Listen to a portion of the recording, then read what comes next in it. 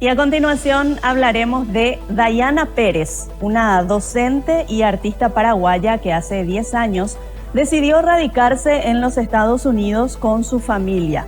Allí toda la familia se capacitó en animación digital en 3D. Ahora ella y su equipo diseñan dibujos animados con contenido educativo y artístico dirigido a los niños. Cumplió con su sueño de seguir desarrollando su proyecto denominado La Isla de los Niños. Hello, hello, hola, Maite. En la isla saludamos así. La Isla de los Niños es un sueño hecho realidad para Dayana Pérez, una docente paraguaya que desde muy pequeña se dedicó a cantar, bailar y actuar a través de shows y programas infantiles de radio.